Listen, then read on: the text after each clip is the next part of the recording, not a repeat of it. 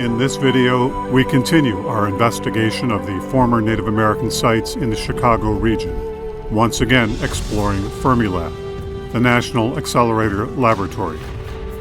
In a previous video, we described the origins of FermiLab in the 1960s and the early archaeological work of the 1970s. In Part 2, we'll examine how the 1971 archaeological study was aided by a local amateur archaeologist, what was learned from subsequent archaeological studies, and what archaeology can still be viewed at FermiLab today. Please join us as we complete our investigation of FermiLab's archaeological sites. As in Part 1 of this series, we'll make extensive use of formal archaeological reports and papers from the 1970s and 1980s that describe archaeological surveys and excavations on the extensive FermiLab campus. Specifically, we'll use the two Ann M. Early reports regarding the FermiLab site survey and excavations, authored in 1970 and 1971 respectively, as well as the 1990 paper, Environmental Variation and Site Distribution at the Prairie Peninsula Edge, The View from Fermi National Accelerator Laboratory, Batavia, Illinois, by Robert J. Jeske. We'll also make use of rediscovered materials and field notes authored by August J. Mier. And finally, we'll use period FermiLab newsletter accounts. In our previous video chapter, we spoke of the origins of the National Accelerator Laboratory, later dubbed FermiLab, in the late 1960s. We described how a Northwestern University professor, Stuart Striever, saw a unique opportunity presented by the vast and relatively undisturbed tract of land, now owned by the federal government, recommending that it be formally studied using a formal field survey. We also learned that Ms. Ann Early, an anthropology graduate student, along with a few others, surveyed the entire NAL landscape in 1970, and then excavated some of the more promising sites in the summer of 1971. We last left off with Ms. Early and her team being approached by a local resident, an elderly gentleman keenly interested in what they were finding. The elderly gentleman was August John Mier, a local resident. Most people knew him as Augie. He lived just a few miles to the west in the city of Batavia along the Fox River, where he shared a home with his older sister Adeline. Mier was born in 1892 to German immigrants Charles and Amelia Mier, who raised a family of 8 children in Batavia. August Mier, one of their youngest, served in France during World War I in the 12th Machine Gun Battalion of the 4th Division, where he was wounded.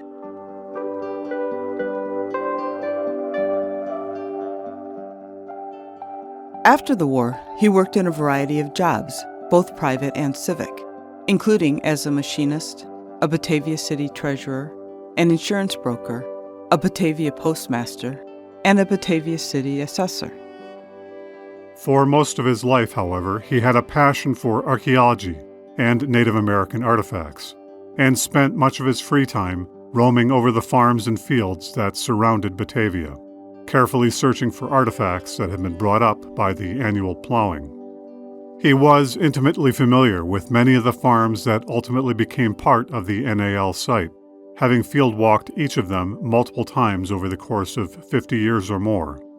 As a result, he was able to build up a large collection of Native American artifacts over the years, mostly by his own fieldwork, but occasionally by trading or purchasing from other collectors.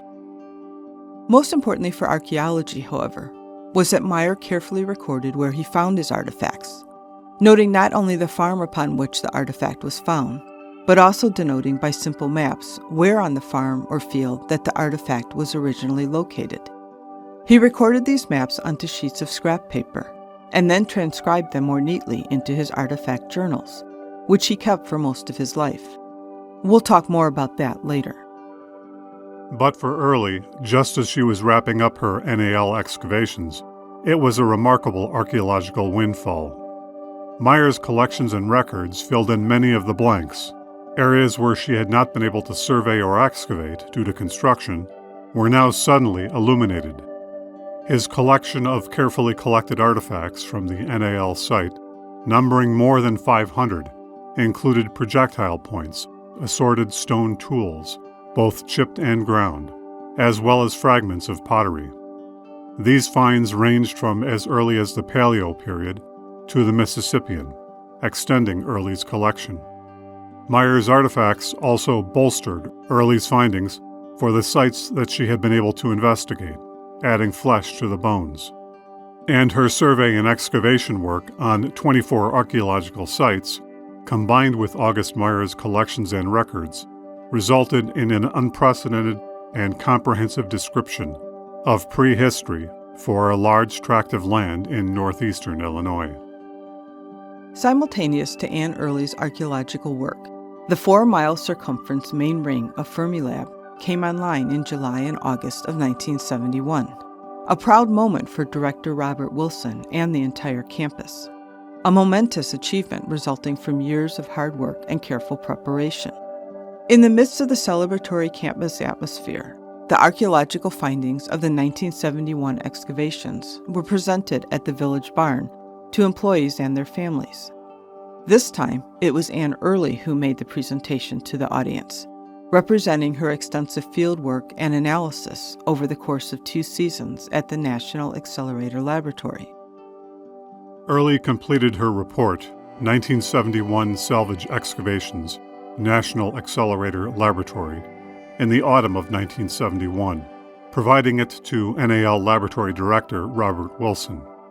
In it, she detailed the excavation methodology, a description of the sites excavated, the excavation findings, and her analysis of the field data.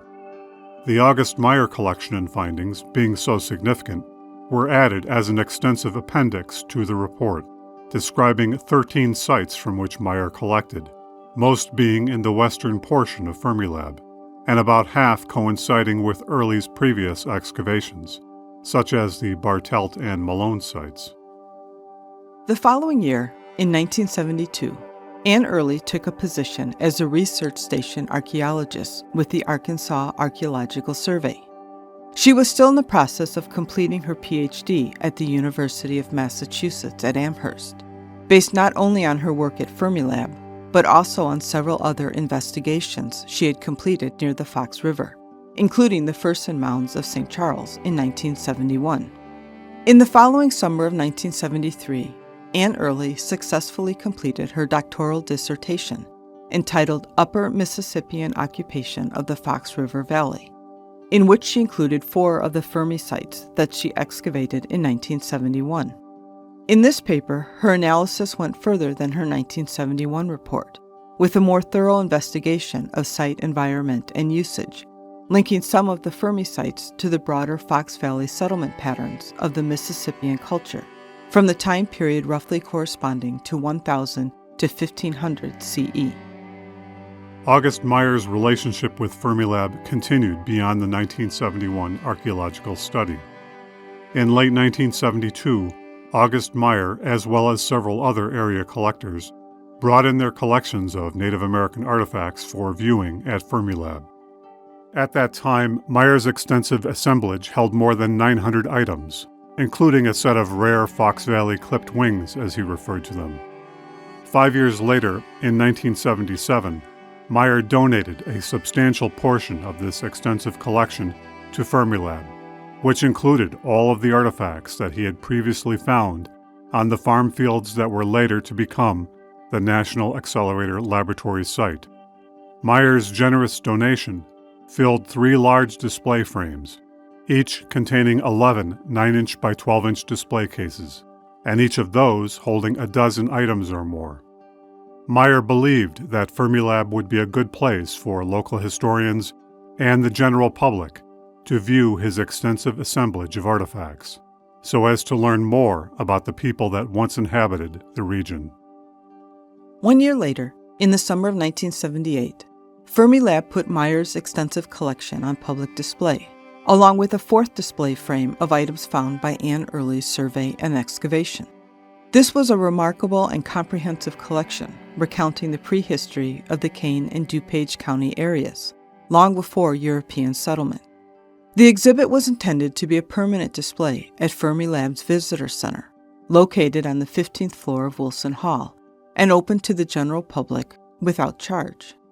August John Mier passed away 8 years later, in February of 1986, during his 93rd year. That same year, FermiLab hired Midwest Archaeological Research Services, or MARS, to update the status of FermiLab's archaeological sites. As part of this activity, Robert Jeske and Rochelle validated Anne Early's previous work, surveyed the remaining portion of the FermiLab property not included in Early's previous work, and found 2 additional sites, bringing the total from Early's 24 sites to 26. These 2 new sites were located in the northern half of the Fermi property, one along the eastern edge of the campus, and the second along Indian Creek, about a mile due north of the main ring.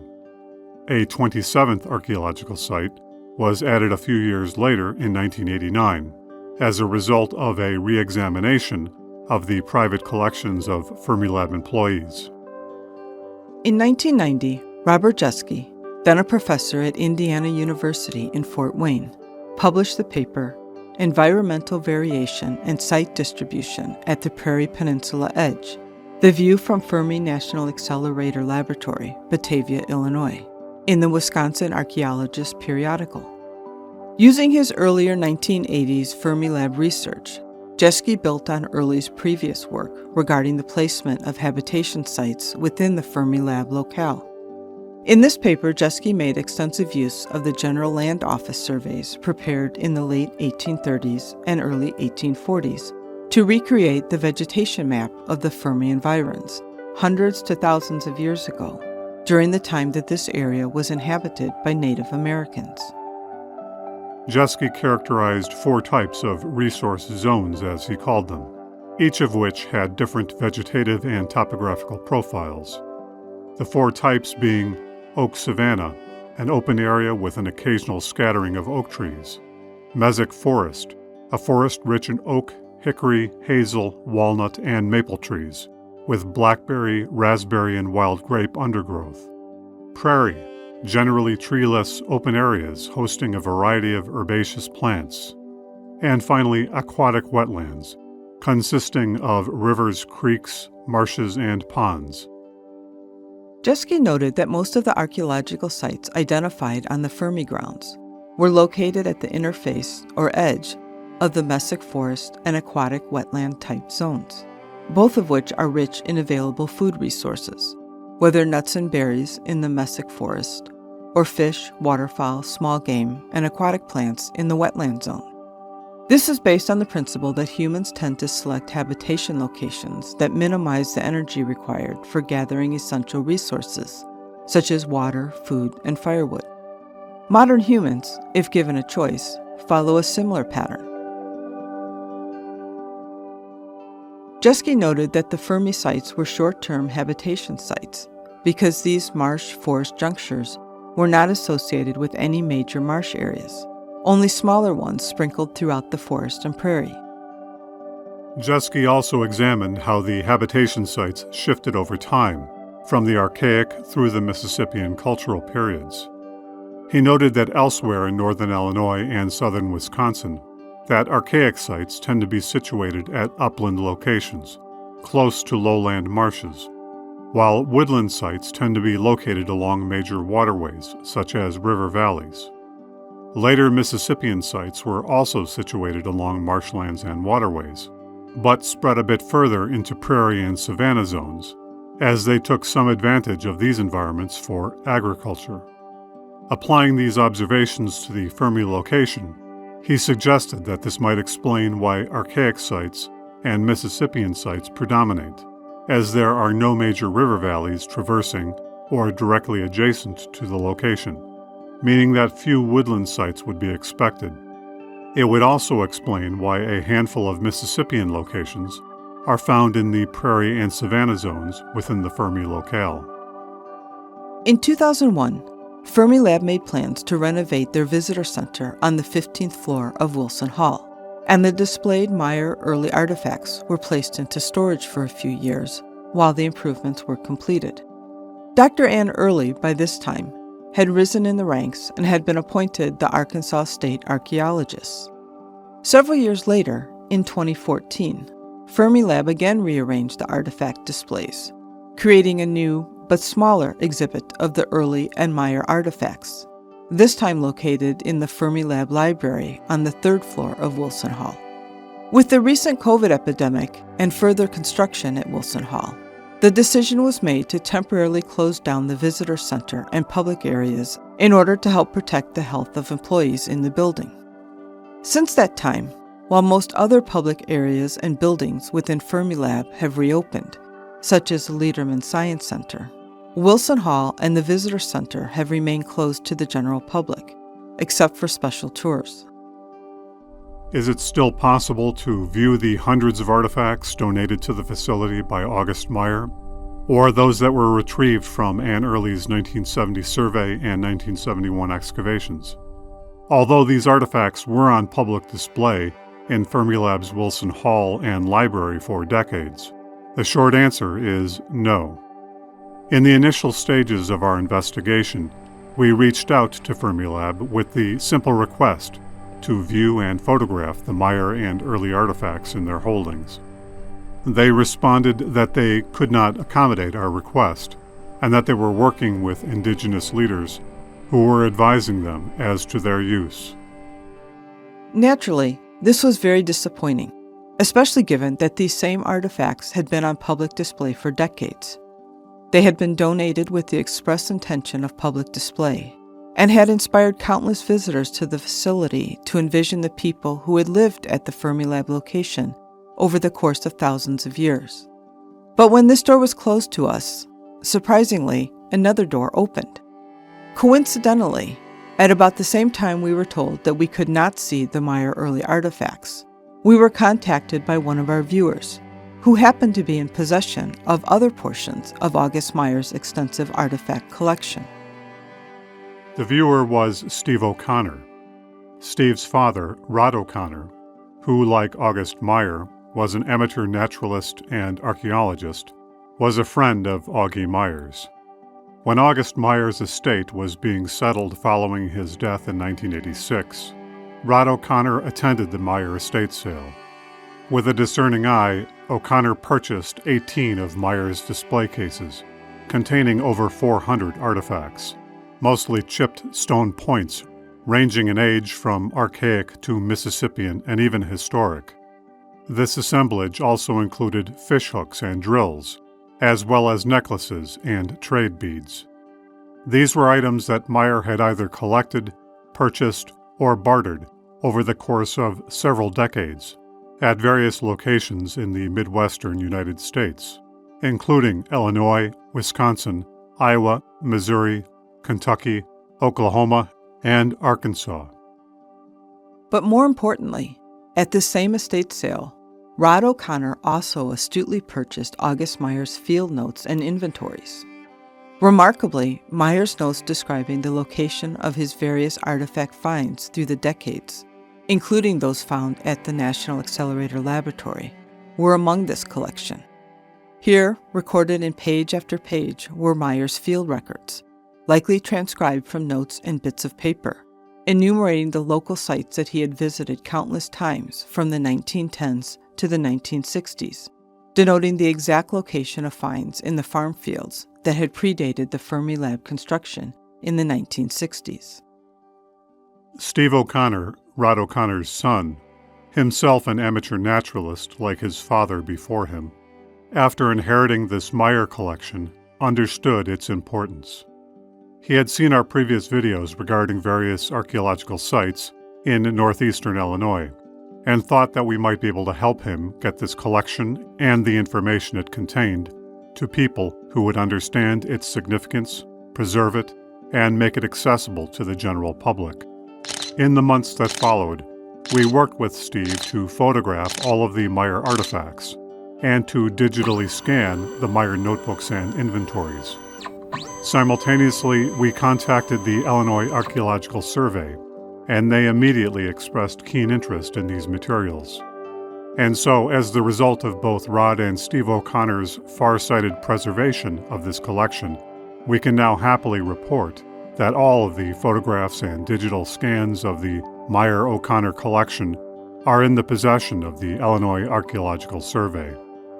And August Meyer's legacy and contributions to Illinois archaeology endures.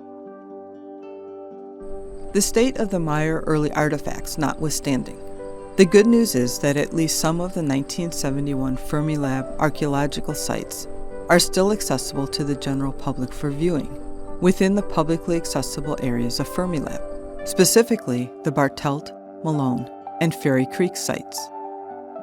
To visit the Bartelt site, you can enter the FermiLab grounds via foot, bicycle, or automobile at either the Pine Street entrance along Kirk Road to the west or the Batavia Road entrance to the east, where you will need to present a valid and current ID.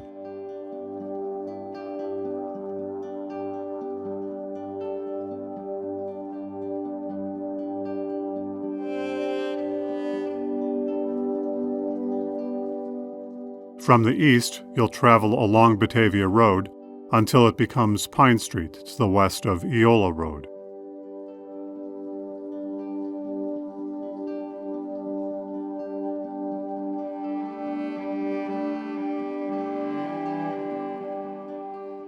You'll pass by the historic main ring to the left, the bison herds to the right, and the iconic Wilson Hall to the south of the road.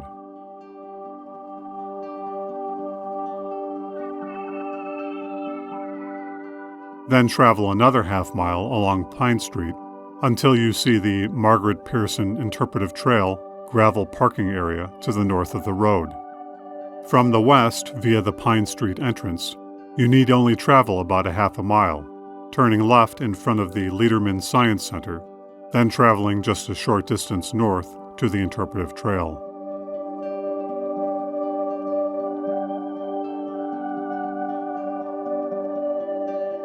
From the parking area, walk to the northwest along the trail, through the open prairie, towards a forested area. This forest is a small remnant of the big woods that once carpeted much of the eastern side of the Fox River Valley in prehistoric times.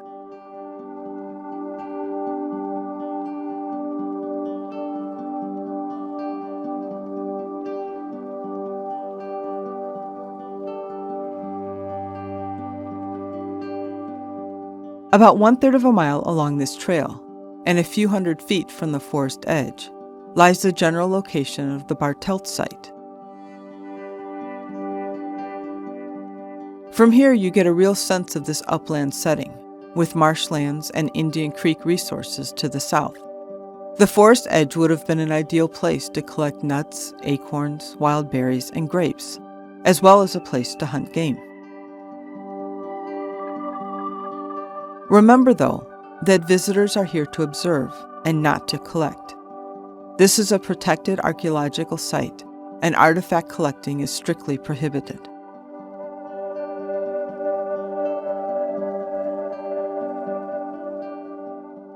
On our way back from the Bartelt site, along the Interpretive Trail, where it starts to bend southeasterly, looking due west, we can see the Malone site. This site is further off the Interpretive Trail by about 1,000 feet. FermiLab discourages going off the Interpretive Trail, making it difficult to get a closer view. But from here you can still see the upland setting of the location, similar to the Bartelt site, where families and extended families of people from thousands of years ago to as recently as several hundred years ago gathered food, played games, told stories, and danced, while they made seasonal encampments to gather food resources from the verdant countryside. A slightly closer view of the Malone site can be had by returning to Pine Street and traversing about 1,500 feet to the west.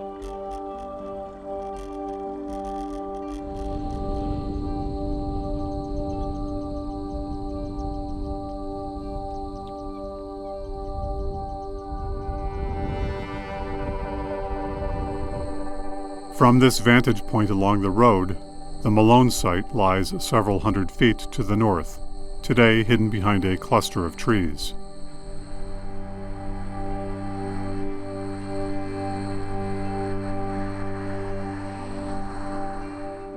A third archaeological site that is still publicly accessible at FermiLab is the Fairy Creek site, which is located on the eastern side of FermiLab and in a very different type of environment than the upland settings of the Malone and Bartelt sites.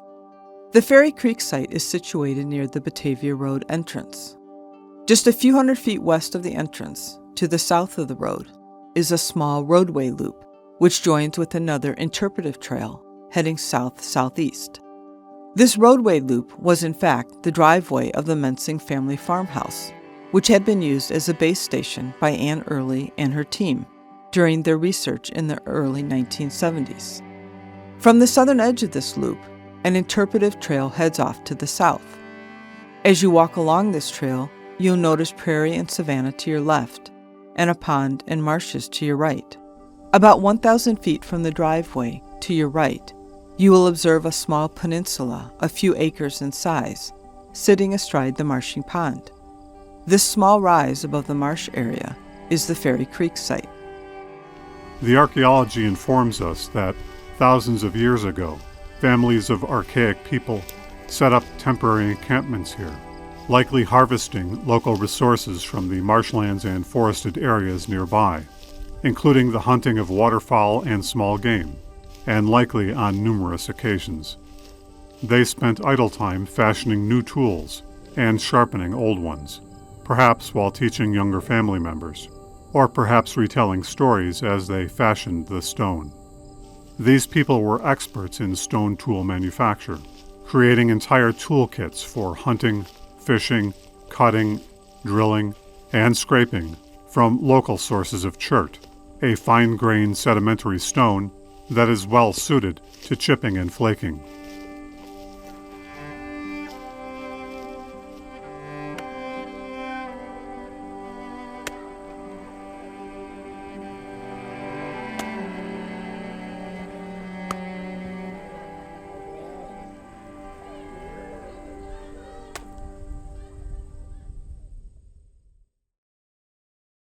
We hope you enjoyed this video and found it interesting, and that it provided new insights. As always, our goals in these videos is to highlight the lives of indigenous peoples, where they once lived and roamed, where they ate with their families, where they took counsel, refined their tools and technologies, and where they sang and danced. The evidence of these people, who lived here for thousands of years before being pushed out in historic times, although ephemeral, is all around us, deeply etched within the landscape. We hope that FermiLab will someday make the Mier and early artifacts available for public viewing once again, so as to inspire new archaeologists and to remind us all of the lives of these ancient peoples. Thank you for watching. If you are so inclined, please like, subscribe, share, and comment. And we'll see you, in a manner of speaking, in our next video adventure.